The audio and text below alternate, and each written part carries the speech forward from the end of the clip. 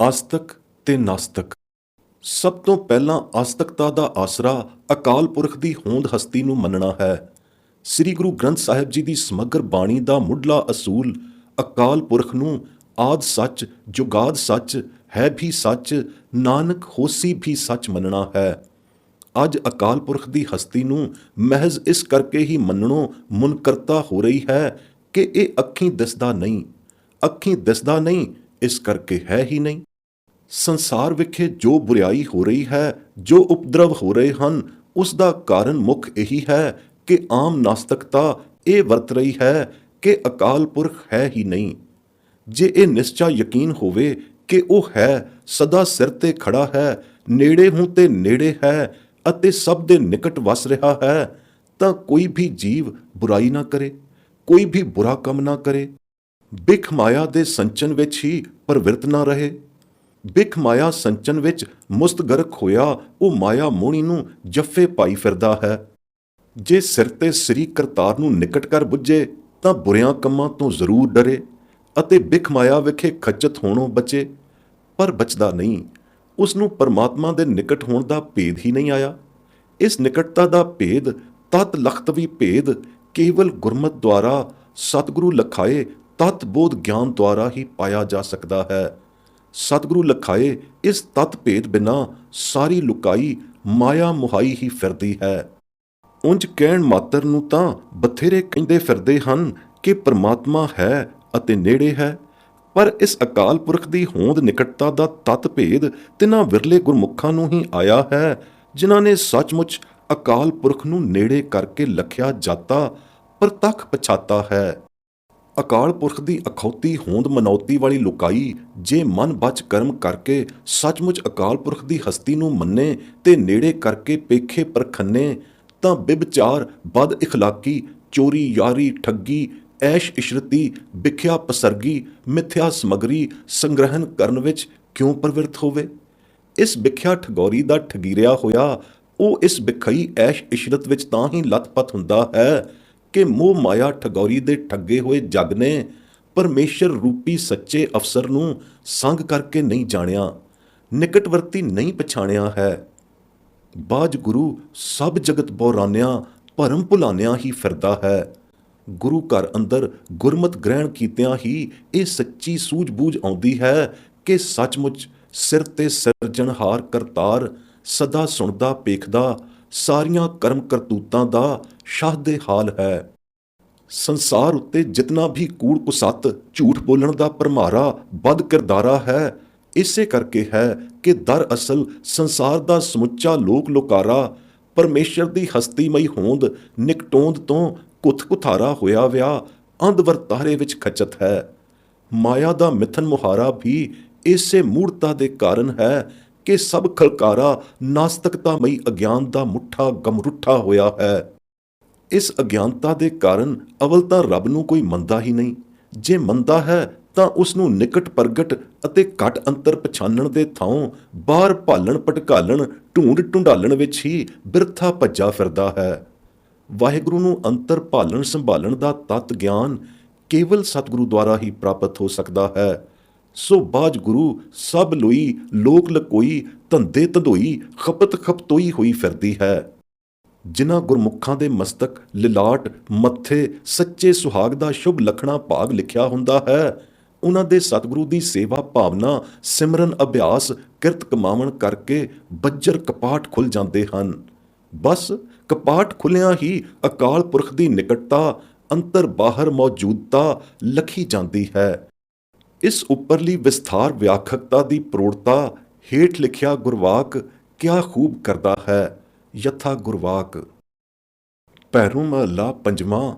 ਨਿਕਟ ਬੁੱਝੈ ਸੋ ਬੁਰਾ ਕਿਉਂ ਕਰੈ, ਬਿਖ ਸੰਚੈ ਨਿਤ ਡਰਦਾ ਫਿਰੈ, ਹੈ ਨਿਕਟੇ ਅਰ ਭੇਦ ਨ ਪਾਇਆ, ਬਿਨ ਸਤਿਗੁਰ ਸਭ ਮੋਹੀ ਮਾਇਆ।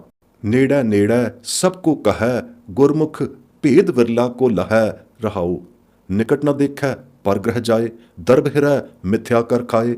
ਪਈ ਠਗੌਰੀ ਹਰ ਸੰਗ ਨ ਜਾਣਿਆ, ਬਾਝ ਗੁਰੂ ਹੈ ਭਰਮ ਭੁਲਾਨਿਆ। ਨਿਕਟ ਨ ਜਾਣੈ ਬੋਲੇ ਕੂੜ, ਮਾਇਆ ਮੋਹ ਮੂਠਾ ਹੈ ਮੂੜ। ਅੰਤਰ ਵਸਤ ਦਸੰਤਰ ਜਾਏ, ਬਾਝ ਗੁਰੂ ਹੈ ਭਰਮ ਭੁਲਾਏ।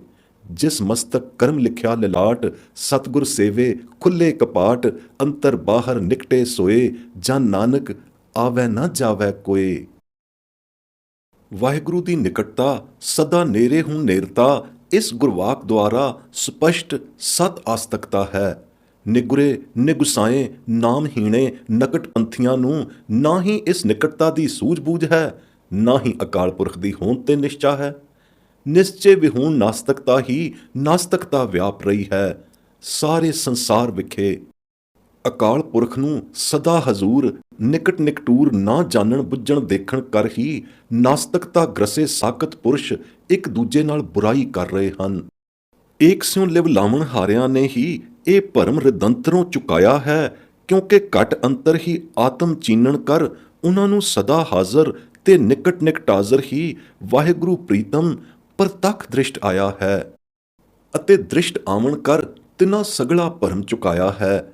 ਨਾਸਤਕਤਾ ਵਾਲੀ ਭ੍ਰਾਂਤੀ ਤਿਨਾਂ ਨੂੰ ਸੁਪਨੰਤਰ ਵੀ ਨਹੀਂ ਭਰਮਾਉਂਦੀ, ਤਾਂ ਤੇ ਉਹ ਪਰਪੰਚ ਪਸਾਰੇ ਦਾ ਮੋਹ ਮਮਤਾਰਾ ਛੱਡ ਕੇ ਸਦਾ ਸਹਿਜ ਆਨੰਦ ਘਰ ਅਸਥਿਤ ਅਡੋਲ ਵਸਦੇ ਰਸਦੇ ਹਨ। ਉਹ ਬੁਰਾ ਕਰਨ ਹਾਰੇ ਨਾਲ ਵੀ ਭਲਾ ਹੀ ਕਰਦੇ ਹਨ। ਤਿਨਾਂ ਨੂੰ ਬੁਰਾ ਕੋਈ ਪ੍ਰਤੀਤ ਹੁੰਦਾ ਹੀ ਨਹੀਂ ਤੇ ਨਾ ਹੀ ਉਹ ਕਿਸੇ ਨੂੰ ਝੂਠਾ ਸਮਝ ਕੇ ਉਸ ਨਾਲ ਝਗੜਾ ਪਾਉਂਦੇ ਹਨ ਤੇ ਸੱਥ ਮਚਾਉਂਦੇ ਹਨ। ਸਤਿਗੁਰੂ ਨੂੰ ਮਿਲਣ ਕਰਕੇ ਤਿਨਾਂ ਨੂੰ ਨਵਨਿਧ ਨਾਮ ਦੀ ਐਸੀ ਪ੍ਰਾਪਤੀ ਹੋਏ ਆਈ ਹੁੰਦੀ ਹੈ ਕਿ ਅਹਨਸ ਨਾਮ ਨਾਲ ਹੀ ਤਿਨਾਂ ਦੀ ਲਿਵ ਲੱਗੀ ਰਹਿੰਦੀ ਹੈ। ਰਸ ਜੋਤ ਵਿਗਾਸ ਦੇ ਅੰਤਰੀਵੀ ਹੁਲਾਸ ਸੇਤੀ ਵਿਗਸੇ ਵਿਗਸਾਏ ਹੋਏ ਉਹ ਸਹਿਜ ਸੁਭਾਏ ਹੀ ਤਤ ਰਸ ਨਾਮ ਦਾ ਬਿਲੋਵਣਾ ਹੀ ਬਿਲੋਵਦੇ ਰਹਿੰਦੇ ਹਨ, ਜਿਸ ਦੇ ਪ੍ਰਤਾਪ ਕਰ ਵਾਹਿਗੁਰੂ ਦੀ ਹਾਜ਼ਰ ਹਜ਼ੂਰਤਾ ਤਿਨਾਂ ਦੀ ਖਿਨ ਖਿਨ ਹੀ ਬਣੀ ਬਣਾਤੀ ਰਹਿੰਦੀ ਹੈ। ਯਥਾ ਗੁਰਵਾਕ ਪਰ ਪੰਚ ਛੋੜ ਸਹਿਜ ਘਰ ਬੈਸੋ, ਝੂਠਾ ਕਹੋ ਨਾ ਕੋਈ, ਸਤਿਗੁਰ ਮਿਲੋ ਨਵੇਂ ਨਿਧ ਪਾਵੋ, ਇਨ ਬਿਦ ਤਤ ਬਿਲੋਈ। ਭਰਮ ਚੁਕਾਵੋ ਗੁਰਮੁਖ ਲਿਵ ਲਾਵੋ, ਆਤਮ ਚੀਨੋ ਭਾਈ, ਨਿਕਟ ਕਰ ਜਾਣੋ ਸਦਾ ਪ੍ਰਭ ਹਾਜ਼ਰ, ਕਿਸਿਉ ਕਰੋ ਬੁਰਾਈ। ਰਾਮ ਕਲੀ ਮਹਲਾ ਪੰਜਵਾਂ। ਹਰ ਕੀਰਤਨ ਰਸ ਰੰਗ ਭੋਗਣ ਹਾਰਿਆਂ ਗੁਰਮੁਖ ਜਨਾਂ ਨੂੰ ਵਾਹਿਗੁਰੂ ਸਿਰਜਣਹਾਰ ਸਦਾ ਹੀ ਨਿਕਟ ਦਿਸਦਾ ਹੈ। ਇਸ ਕਰਕੇ ਉਹ ਪਾਪ ਕਰਨੋਂ ਹਰਦਮ ਸੰਗਦੇ ਸੰਕੋਚਦੇ ਰਹਿੰਦੇ ਹਨ। ਤਿਨਾਂ ਐਸੇ ਆਸਤਕਾਂ ਅਨੰਨ ਭਗਤਾਂ ਦੇ ਸਭੇ ਹੀ ਕਾਰਜ ਕਰਨਹਾਰ ਕਰਤਾਰ ਸੰਭਾਰਦਾ ਹੈ, ਸੰਵਾਰਦਾ ਹੈ ਅਤੇ ਇੱਥੇ ਉੱਥੇ ਲੋਕ ਪਰਲੋਕ ਵਿਖੇ ਤਿਨਾਂ ਦੇ ਮੁਖ ਉਜਲਾਰਦਾ ਹੈ। ਯਥਾ ਗੁਰਵਾਕ ਹਰ ਕੀਰਤਨ ਰਸ ਭੋਗ ਰੰਗ, ਮਨ ਪਾਪ ਕਰਤ ਤੂੰ ਸਦਾ ਸੰਗ, ਨਿਕਟ ਪੇਖ ਪ੍ਰਭ ਕਰਨਹਾਰ, ਈਤ ਊਤ ਪ੍ਰਭ ਕਾਰਜ ਸਾਰ। ਬਸੰਤ ਮਹੱਲਾ ਪੰਜਵਾਂ। ਜਿਹੜੇ ਸਾਕਤ ਪੁਰਸ਼ ਅੱਖੀਂ ਹੁੰਦਿਆਂ ਰਸਨਾ ਹੁੰਦਿਆਂ ਕੰਨਾਂ ਹੁੰਦਿਆਂ ਅੰਨੇ ਗੁੰਗੇ ਬੋਲੇ ਹਨ, ਐਸੇ ਨਾਸਤਕਾਂ ਨੂੰ ਨਿਕਟ ਨੇੜੇ ਵਸਦਾ ਵਾਹਿਗੁਰੂ ਦੂਰ ਹੀ ਪ੍ਰਤੀਤ ਹੁੰਦਾ ਹੈ। ਤਾਂ ਤੇ ਇਹ ਉਸ ਵਾਹਿਗੁਰੂ ਦੀ ਨਿਕਟਤਾ ਦੀ ਪ੍ਰਤੀਤ ਵਿਹੂਣੇ ਪਾਪੀ ਹੀ ਪਾਪ ਕਮਾਉਂਦੇ ਹਨ। ਯਥਾ ਗੁਰਵਾਕ ਪੇਖਤ ਚਾਖਤ ਕਹੀਅਤ ਅੰਧਾ, ਸੁਨੀਅਤ ਸੁਨੀਐ ਨਾਹੀਂ, ਨਿਕਟ ਵਸਤ ਕੋ ਜਾਣੈ ਦੂਰੇ, ਪਾਪੀ ਪਾਪ ਕਮਾਹੀਂ। ਸੂਹੀ ਮਹੱਲਾ ਪੰਜਵਾਂ। ਮਨਮੁੱਖਾਂ ਸਾਖਤਾਂ ਦੁਹੇਲਿਆਂ ਨਾਸਤਕਾਂ ਨੂੰ ਨਿਕਟ ਵਸਦਾ ਵਾਹਿਗੁਰੂ ਦੀਂਦਾ ਹੀ ਨਹੀਂ। ਉਹ ਤਾਂ ਸਦਾ ਹੀ ਨਿਕਟ ਵਸਦਾ ਹੈ ਅਤੇ ਸਭ ਦੇ ਮੰਦੇ ਚੰਗੇ ਕਰਮਾਂ ਨੂੰ ਦੇਖਦਾ ਹੈ, ਪਰ ਇਸ ਸਤਤਾ ਸਚਾਈ ਨੂੰ ਵਿਰਲੇ ਗੁਰਮੁਖ ਹੀ ਬੁੱਝਦੇ ਹਨ। ਸੱਚੀ ਭੈ ਭਾਵਨੀ ਤਿਨਾਂ ਨੂੰ ਹੀ ਉਪਜਦੀ ਹੈ ਅਤੇ ਭੈ ਭਾਵਨੀ ਪਏ ਬਿਨਾਂ ਅੰਦਰ ਉਗਵੇ ਬਿਨਾਂ ਭਗਤੀ ਨਹੀਂ ਹੁੰਦੀ, ਹੋ ਨਹੀਂ ਸਕਦੀ। ਗੁਰਮੰਤਰ ਗੁਰਦੀਖਿਆ ਨੂੰ ਪ੍ਰਾਪਤ ਕੀਤਿਆਂ ਹੀ ਨਾਮ ਸ਼ਬਦ ਵਿੱਚ ਰਤਿਆਂ ਹੀ ਸੱਚੀ ਭਗਤੀ ਹੁੰਦੀ ਹੈ। ਇਹੀ ਸੱਚੀ ਆਸਤਕਤਾ ਹੈ ਅਤੇ ਇਸੇ ਵਿੱਚ ਹੀ ਸੱਚਾ ਸੁਖ ਹੈ। ਤਾਂ ਤੇ ਸੱਚਾ ਗਿਆਨ ਪਦਾਰਥ ਨਾਮ ਹੀ ਹੈ, ਜਿਸ ਦੇ ਅਭਿਆਸ ਪ੍ਰਤਾਪ ਕਰ ਸੱਚੇ ਅਕਾਲ ਪੁਰਖ ਦੇ ਨਿਕਟ ਜਾਣਨ ਪਛਾਣਨ ਵਾਲਾ ਸੱਚਾ ਗਿਆਨ ਪ੍ਰਾਪਤ ਹੁੰਦਾ ਹੈ। ਇਸ ਸੱਚੇ ਗਿਆਨ ਨੂੰ ਗੁਰਮੁਖ ਜਨ ਹੀ ਪਾਉਂਦੇ ਹਨ ਅਤੇ ਰਸ ਰਸਾ ਕੇ ਅੰਤਰ ਆਤਮੇ ਹੰਡਾਉਂਦੇ ਹਨ, ਰੰਗ ਰਲੀਆਂ ਮਾਣਦੇ ਹਨ। ਇਸ ਅੰਤਰ ਰਸ ਮਸੇ ਰੋਮ ਰੋਮ ਤਸੇ, ਅਸਲ ਸੱਚੇ ਸੁੱਚੇ ਗਿਆਨ ਬਿਨਾ ਹੋਰ ਕਥਨੀ ਬਦਨੀ ਵਾਲੇ ਗਿਆਨ ਸਭ ਕੁੜਾਵੇ ਗਿਆਨ ਹਨ। ਇਹ ਕੁੜਾਵੇ ਗਿਆਨ ਕਥ ਕਥ ਸਭ ਕੋਈ ਬਫਾਉਂਦਾ ਅਫਰਾਉਂਦਾ ਹੈ ਅਤੇ ਕਥ ਕਥ ਕੇ ਬਾਦ ਰੁਆਉਂਦਾ ਦੁੱਖ ਪਾਉਂਦਾ ਹੈ। ਇਸ ਫੋਕਟ ਕਥਨੀ ਕਹਿਣੀ ਤੇ ਕੋਈ ਕਾਇਮ ਵੀ ਨਹੀਂ ਰਹਿੰਦਾ, ਤਾਂ ਤੇ ਇਹ ਕਥਨੀ ਕਹਿਣੀ ਉਹਨਾਂ ਦੀ ਐਵੇਂ ਬਾਦ ਹੀ ਜਾਂਦੀ ਹੈ, ਰੰਚਕ ਵੀ ਫਲਦਾਇਕ ਨਹੀਂ ਹੁੰਦੀ। ਨਾਮ ਰਸ ਰਤਿਆਂ ਨੂੰ ਹੀ ਸੱਚਾ ਮੁਕਤ ਫਲ ਮਿਲਦਾ ਹੈ, ਕਿਉਂਕਿ ਸੱਚਾ ਗਿਆਨ ਤਿੰਨਾਂ ਨੂੰ ਹੀ ਪ੍ਰਾਪਤ ਹੁੰਦਾ ਹੈ। ਨਾਮ ਰਸ ਲੀਨ ਹੋਣਾ ਹੀ ਸੱਚਾ ਗਿਆਨ ਹੈ, ਇਹੀ ਸੱਚਾ ਧਿਆਨ ਹੈ। ਪਰੰਤੂ ਇਹ ਸੱਚਾ ਗਿਆਨ ਧਿਆਨ ਗੁਰੂ ਘਰ ਵਿਖੇ ਪ੍ਰਾਪਤ ਹੁੰਦਾ ਹੈ, ਹੋਰ ਕਿਤੋਂ ਨਹੀਂ। ਗੁਰੂ ਨਾਨਕ ਦੇ ਦੁਆਰਿਓਂ ਹੀ ਮਿਲਦਾ ਹੈ। ਗੁਰੂ ਦੁਆਰਿਓਂ ਵਰੋਸਾਏ ਹੋਏ ਗੁਰੂ ਘਰ ਦੇ ਗੁਰਮੁਖ ਜਨਾਂ ਦੇ ਰਿੱਧ ਅੰਤਰ ਸੱਚਾ ਵਾਹਿਗੁਰੂ ਪ੍ਰਤੱਖ ਵਸਦਾ ਪ੍ਰਗਟ ਪਹਾਰੇ ਤਿਨਾਂ ਨੂੰ ਨਦਰੀ ਆਉਂਦਾ ਹੈ। ਕਿਉਂਕਿ ਅਜਿਹੇ ਗੁਰਮੁਖ ਜਨਾਂ ਦੀ ਨਿਰੀ ਕਥਨਾ ਕਥਨੀ ਨਹੀਂ ਹੁੰਦੀ। ਸੱਚੀ ਨਾਮ ਕਮਾਈ ਕਰਨ ਕਰਕੇ ਸੱਚੀ ਜੋਤ ਜੋਤੀਸ਼ਰ ਦੀ ਉਹਨਾਂ ਦੇ ਅੰਦਰ ਆ ਉਤਰਦੀ ਹੈ ਅਤੇ ਉਤਰ ਕੇ ਅੰਦਰ ਹੀ ਸਮਾਏ ਰਹਿੰਦੀ ਹੈ। ਐਸੀ ਅੰਤਰ ਜੋਤ ਸਮਾਏ ਰਹਿਣੀ ਰਹਿਤ ਵਾਲੇ ਗੁਰਮੁਖ ਜਨ ਸਦਾ ਅੰਤਰਮੁਖ ਰਹਿ ਸਾਂਭਦੇ ਹਨ। ਐਸੀ ਰਹਿਤ ਰਹਿਣੀ ਮਨਮੁੱਖਾਂ ਦੀ ਨਹੀਂ ਹੁੰਦੀ। ਤਿਨਾਂ ਦੀ ਤਾਂ ਮਹਿਜ਼ ਕਥਨੀ ਹੀ ਕਥਨੀ ਹੈ। ਰਹਿਤ ਰਹਸਨੀ ਬਿਹੂਣ ਫੋਕਟ ਕਥਨੀ ਚੁੰਚ ਗਿਆਨ ਕਿਸੇ ਵੀ ਲੇਖੇ ਨਹੀਂ।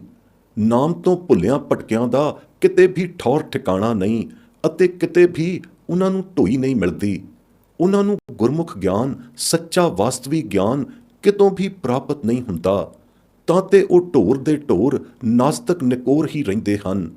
ਨਾਸਤਕ ਮਨਮੁੱਖਾਂ ਦਾ ਮਨ ਸਦਾ ਮਾਇਆ ਰੂਪੀ ਭਵਜਲ ਵਿੱਚ ਹੀ ਗੋਤੇ ਖਾਂਦਾ ਰਹਿੰਦਾ ਹੈ ਅਤੇ ਮਾਇਆ ਰੂਪੀ ਜਾਲ ਵਿੱਚ ਬੰਧਿਆ ਹੋਇਆ ਬਿਖ ਹੀ ਬਿਆਜਦਾ, ਬਿਖ ਹੀ ਅਖਾਜ ਖਾਜਦਾ ਰਹਿੰਦਾ ਹੈ ਅਤੇ ਸਾਰਿਆਂ ਅੰਦਰ ਬਿਖ ਮਾਇਆ ਹੀ ਵਿਆਪੀ ਹੋਈ ਦੇਖਦਾ ਹੈ ਅਤੇ ਉਸ ਨੂੰ ਅਕਾਲ ਪੁਰਖ ਦਿਸਦਾ ਹੀ ਨਹੀਂ।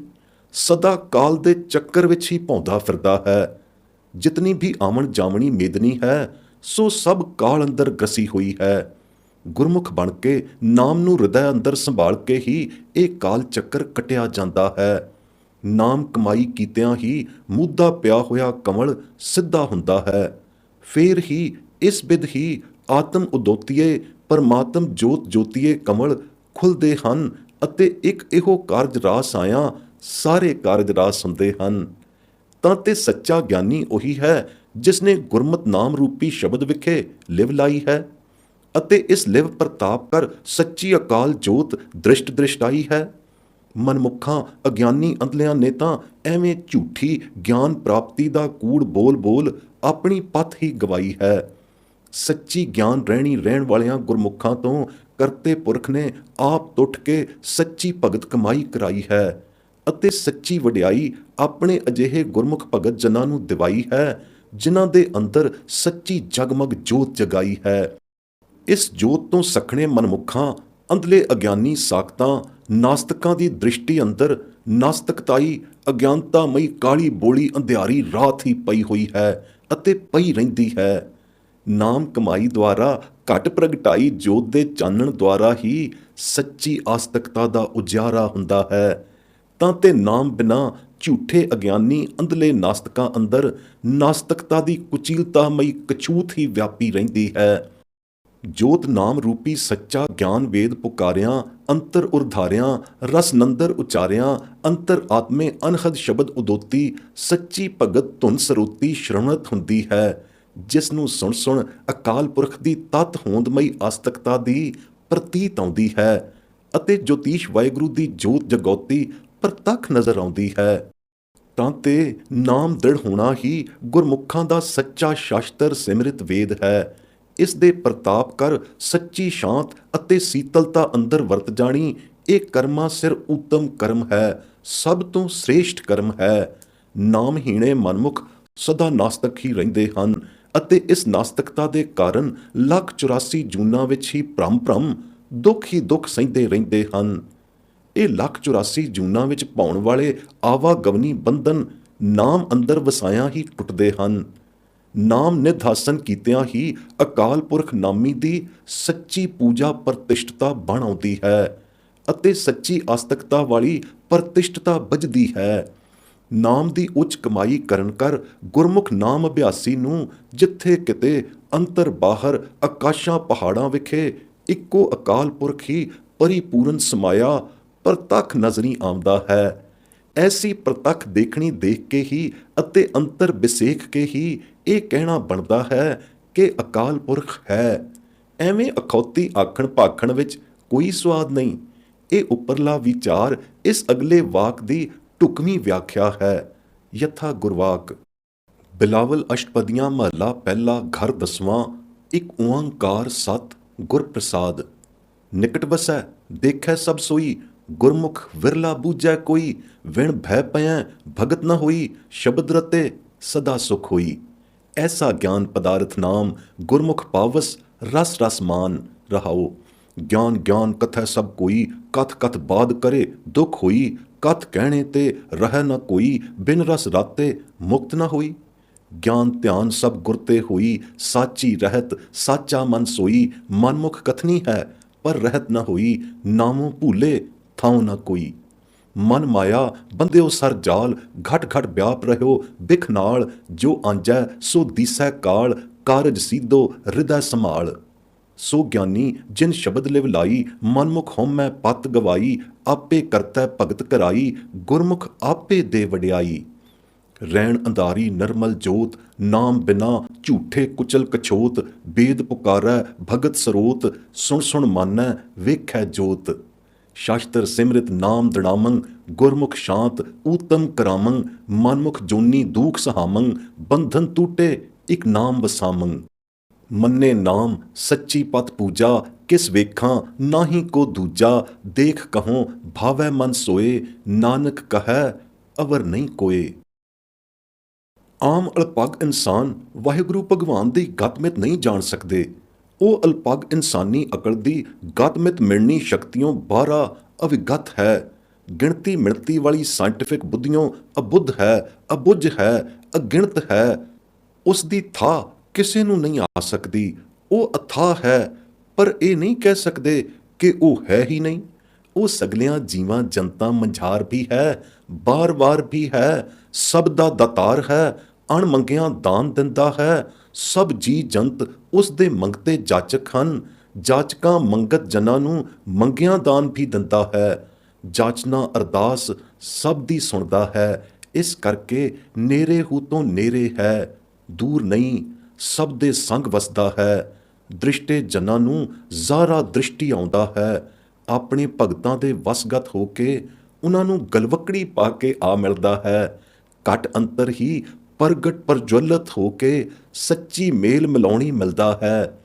ਐਸੇ ਤਰੁੱਠ ਕੇ ਮਿਲਣਹਾਰ ਪ੍ਰੀਤਮ ਵਾਹਿਗੁਰੂ ਦੀ ਮਹਿਮਾ ਮਿਣੀ ਜਾ ਸਕੇ ਤਾਂ ਕਿਸ ਬਿਧ ਮਿਣੀ ਜਾਵੇ।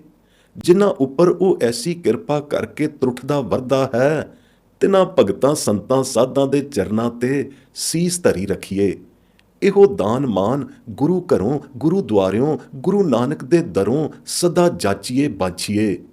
ਇਉਂ ਵਾਹਿਗੁਰੂ ਦੀ ਪ੍ਰਤੱਖ ਹੋਂਦ ਹਸਤੀ ਦਾ ਨਜ਼ਾਰਾ ਆਪਣੀ ਅੱਖੀਂ ਪੇਖੀਂ ਵਿਸੇਖੀ ਦਾ ਹੈ, ਜੈਸਾ ਕਿ ਇਹ ਗੁਰਵਾਕ ਸਾਖਾ ਭਰਦਾ ਹੈ। ਅਵਿਗਤ ਅਗਣਤ ਅਥਾਹ ਠਾਕੁਰ, ਸਗਲ ਮੰਜੇ ਬਾਹਰਾ। ਸਰਬ ਜਾਚਕ ਏਕ ਦਾਤਾ, ਨਹਿ ਦੂਰ ਸੰਗੀ ਜਾਹਰਾ। ਵਸ ਭਗਤ ਥੀਆ ਮਿਲੇ ਜੀਆ, ਤਾਕੀ ਉਪਮਾ ਕਿਤ ਗਨੀ। ਇਹੋ ਦਾਨ ਮਾਨ ਨਾਨਕ ਪਾਏ, ਸੀਸ ਸਾਧਾਂ ਧਰ ਚਰਨੀ। ਆਸਾ ਮਹੱਲਾ ਪੰਜਵਾਂ। ਜਿਨ੍ਹਾਂ ਨੂੰ ਗੁਰੂ ਨਾਨਕ ਦੇ ਦਰ ਘਰ ਤੋਂ ਸੱਚੇ ਨਾਮ ਮੰਤਰ ਦੀ ਵਡਾਈ ਮਿਲੀ ਹੈ, ਤਿਨਾਂ ਦੀ ਗਹਿਣਗਤ ਕੁਝ ਨਹੀਂ ਕਹੀ ਜਾ ਸਕਦੀ। ਐਸੇ ਸੰਤ ਜਨ ਨਾਮ ਜਪ ਜਪ ਤ੍ਰਿਪਤ ਅਘਾਏ ਰਹਿੰਦੇ ਹਨ। ਨਾਮ ਅਭਿਆਸ ਦੀ ਗੁਰਮਤ ਦਰਸਾਈ ਕਮਾਈ ਕਰ ਤਿਨਾਂ ਨੂੰ ਨਾਮ ਲਾਲ ਅਮੁੱਲਾ ਲਾਲ ਹੋ ਕੇ ਅੰਤਰ ਹੀ ਪੁਕਰਿਆ ਰਸ ਜੋ ਤਕਰਿਆ ਰਹਿੰਦਾ ਹੈ। ਇਸ ਜੋਤ ਜੋ ਤਕਰੀ ਜਗਣਤਾ ਦੀ ਦਸ਼ਾ ਅੰਦਰ ਨਾਮ ਸੱਚਮੁੱਚ ਅਗਾਹ ਅਤੁੱਲਾ ਹੈ। ਨਾਮ ਦੀ ਇਸ ਅਗਾਹ ਅਤੁਲਤਾ ਵਾਲੀ ਪ੍ਰਕਾਸ਼ ਪ੍ਰਜਵਲਤਾ ਵਿੱਚ ਤ੍ਰਿਬੁੱਧ ਹੋ ਕੇ ਹੀ ਨਾਮੀ ਵਾਹਿਗੁਰੂ ਅਕਾਲ ਪੁਰਖ ਦੀ ਅਗਾਧਤਾ ਅਤੁਲਤਾ ਦਾ ਕਿੰਚਿਤ ਮਾਤਰ ਅੰਦਾਜ਼ਾ ਲੱਗ ਸਕਦਾ ਹੈ ਅਤੇ ਪਤਾ ਲੱਗਦਾ ਹੈ ਕਿ ਸੱਚਮੁੱਚ ਉਹ ਅਵਿਗਤ ਹੈ। ਇਸ ਅਵਿਗਤ ਦਾ ਤਤ ਗਿਆਨ ਗੁਰਮੁਖ ਜਨਾਂ ਨਾਮ ਅਭਿਆਸੀਆਂ ਨੂੰ ਹਸਤਾਮਲਵਤ ਪ੍ਰਗਟ ਹੋਏ ਆਉਂਦਾ ਹੈ। ਜਿਨ੍ਹਾਂ ਸੰਤ ਜਨਾਂ ਗੁਰਮੁਖਾਂ ਦਾ ਇਸ ਬਿਧ ਅਵਿਗਤ ਸਿਉ ਮਨ ਮਾਨਿਆ ਹੈ, ਉਹ ਸਾਰੇ ਹੀ ਪਰਿਪੂਰਨ ਪਾਰ ਬ੍ਰਹਮ ਅਗੰਮ ਨੂੰ ਆਪਣੇ ਧਿਆਨ ਅੰਦਰ ਹੀ ਪ੍ਰਤੱਖ ਦੇਖਦੇ ਹਨ ਅਤੇ ਪੇਖ ਵਿਗਸਦੇ ਵਿਗਸਾਉਂਦੇ ਹਨ। ਐਸੀ ਉੱਚ ਪਦਵੀ ਨੂੰ ਪਾਇ ਕੇ ਵੀ ਸੰਕਲਪ ਮਾਤਰ ਵੀ ਉਹਨਾਂ ਨੂੰ ਇਹ ਫੁਰਨਾ ਨਹੀਂ ਫੁਰਦਾ, ਸੂਖਸ਼ਮ ਤੋਂ ਸੂਖਸ਼ਮ ਅਭਿਮਾਨ ਅਹੰਕਾਰ ਦਾ, ਕਿ ਪਰਮੇਸ਼ਰ ਉਹਨਾਂ ਨੇ ਪਾ ਲਿਆ ਹੈ।